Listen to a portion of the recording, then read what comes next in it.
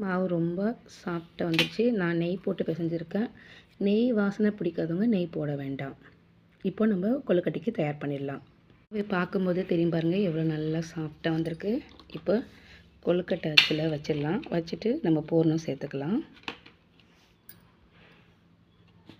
பூரணம் சேர்த்தாச்சு. இப்போ நம்ம அப்படியே ஃபோல்ட் பண்ணிக்கலாம்.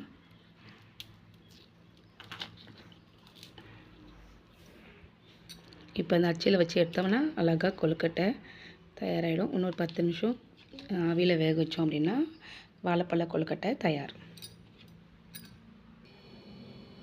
அச்சில் செய்யணும் அப்படின்லாம் இல்லை, அச்சு இல்லாதவங்க கையில் கூட செய்யலாம். அந்த மாதிரி ஒன்று வச்சாச்சு. இப்போ அப்படியே மூடிக்கலாம்.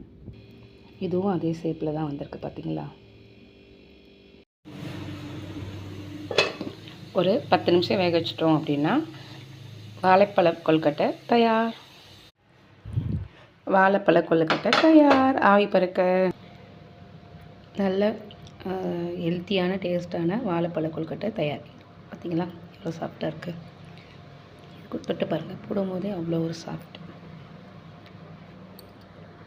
இந்த மாதிரி நம்ம செஞ்சு கொடுக்கும்போது தேங்காய் மாவு வாழைப்பழம் இதெல்லாமே ஹெல்த்தி தான்.